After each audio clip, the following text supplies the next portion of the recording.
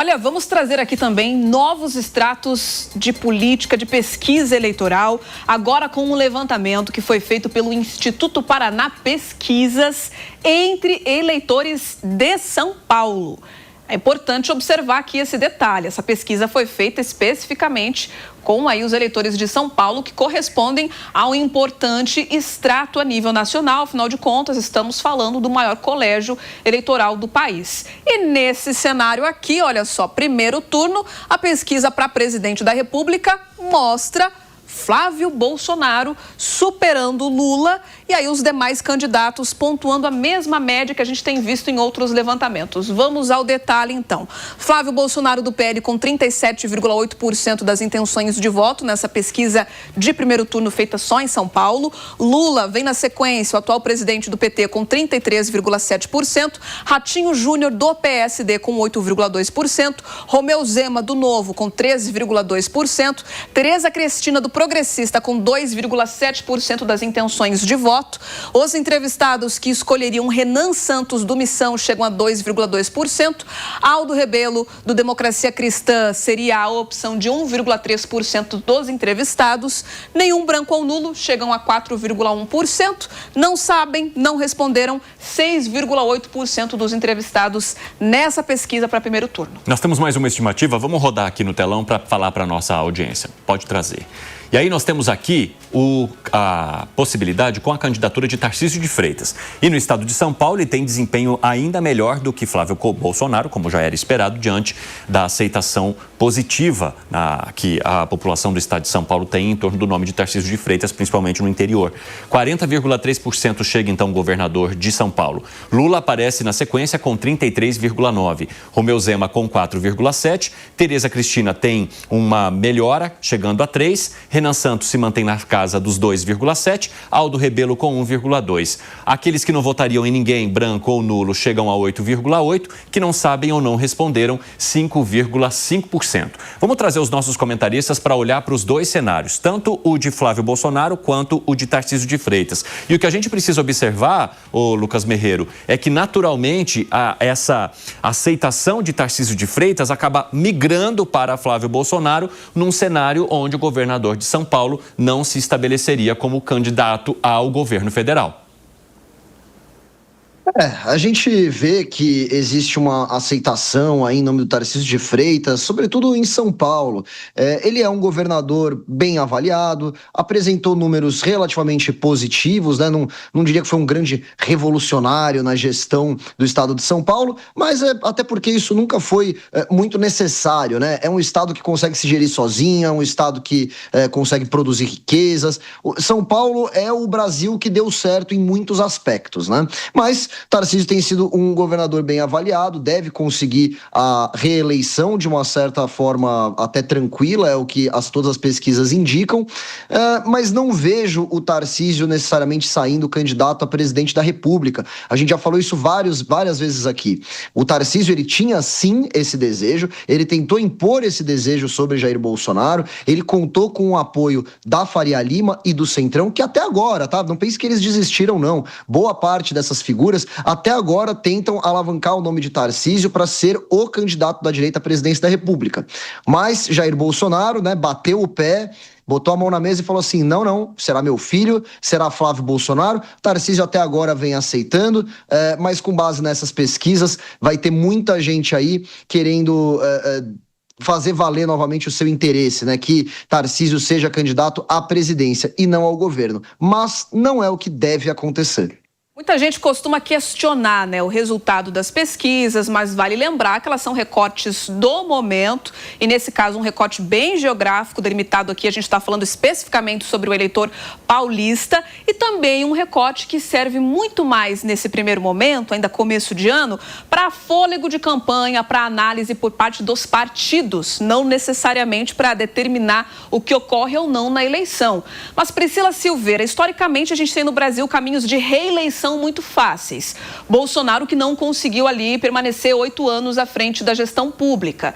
Lula já fez isso no passado e tenta novamente. Só que no seu entendimento, com esses resultados, com os dois adversários aparecendo na frente dele, que recado que isso pode indicar para o presidente da República? A gente sempre avalia também que quem tem a máquina na mão costuma ter resultados melhores. Com certeza, a máquina na mão, Beatriz, facilita e muito, né? Tendo em vista que, por mais que a gente não fale em campanha antecipada, é uma entrega aqui, uma entrega acolá, e acaba sendo, sim, né, uma forma de mostrar o nome daquele que está com a máquina na mão. 2 pontos aqui são importantes. Com relação à Paraná Pesquisa, a gente tem que lembrar que localidade influencia e, como a gente viu anteriormente, o Tarcísio, ele ganharia, né, em 51%, que sairia ali a porcentagem dele à frente dos demais pretensos candidatos. Então, esse capital político que ele tem em São Paulo, evidentemente, influencia na pesquisa nacional. Mas é importante dizer que, muito embora haja uma resistência para que ele saia, né, à presidência, por que essas pesquisas ainda levam o nome dele? Porque eu acho que é de extrema relevância o capital político envolvendo o nome dele no cenário nacional. Agora, entre Tarcísio e os demais candidatos, por exemplo, Ratinho Júnior, né, a gente tem lá Eduardo Leite, o próprio Caiado, eles não têm um cenário nacional, tendo em vista que São Paulo,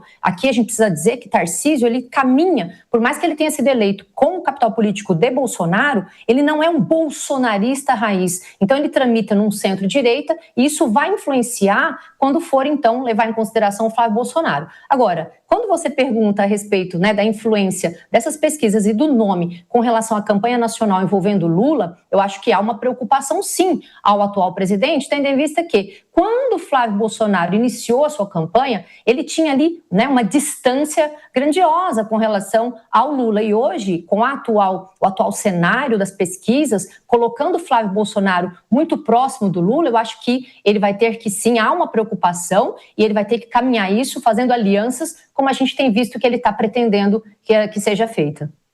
Olha, tem também uma outra tela aqui da pesquisa realizada. Vamos colocar aqui no nosso telão para você acompanhar. Nesse caso, a gente tem segundo turno no estado de São Paulo, tá? E para a eleição presidencial. Flávio Bolsonaro aparece no segundo turno com quase 50% dos votos. Lula com 38%. Nenhum branco ou nulo, 7,8%. E aqueles que não sabem ou não responderam atingem 4,9%. Tem mais um segundo turno ensaiado aqui pela Paraná Pesquisas em São Paulo, mostrando a preferência também da população por Tarcísio de Freitas. O atual governador não é candidato à presidência da República, mas se fosse, alcançaria 53,7% das intenções de voto, segundo o estudo.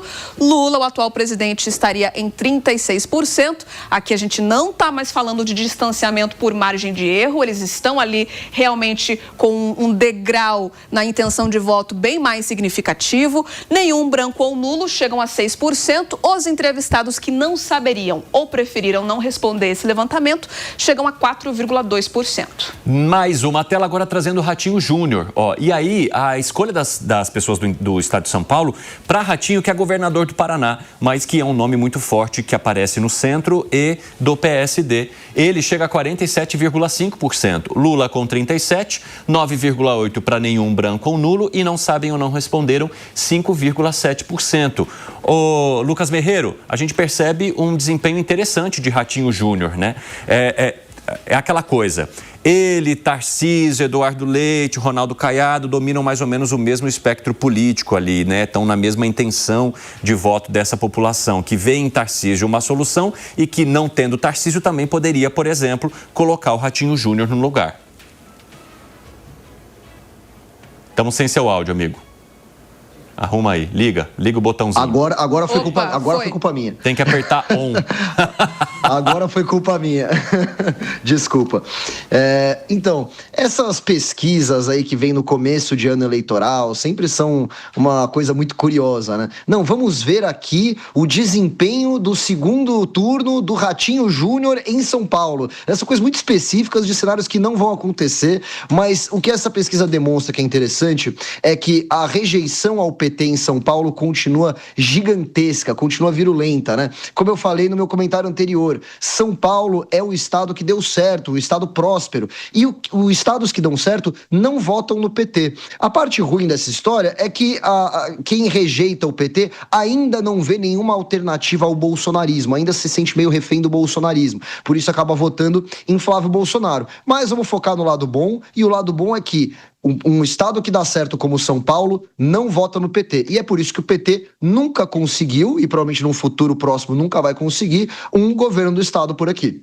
Priscila Silveira, você concorda com essa avaliação e também a sua análise sobre esses nomes dos candidatos que são colocados mais moderados, fora da polarização, mas que também dialogam muito mais com a direita do que com o espectro do eleitor mais esquerdista?